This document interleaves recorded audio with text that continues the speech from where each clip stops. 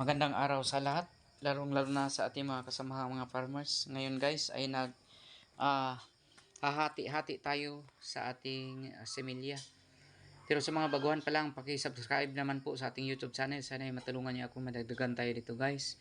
At paki-like na din po sa mga video na inyong napapanood.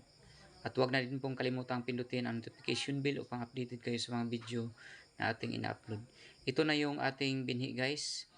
Nagsimula na siyang tubo or tumubo na ang kanyang mata. Ito na guys, kung tingnan nyo. So, 90% na ang nakatubo, no? Tutubo na ang kanyang mata. So, 90% na. Ang sitwasyon nito ay nag-init na siya.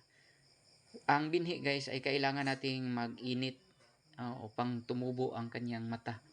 So, pinapainit natin. Ayan.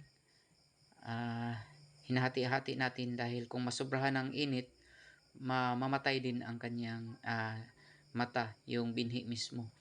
Kaya, ating hinahati-hati at inilagay natin sa ibang sako. So, hinahanda na natin. Sa susunod na araw ay maaari na itong maisabod, no? Or mai-direct sa ating rice field. Ang binhi natin, ang ating similya ay triple 2 at saka 160. Hinahalo natin upang maganda ang resulta sa ating bigas sa panahon na mag-harvest na tayo. Maraming salamat po. God bless sa lahat. Happy farming.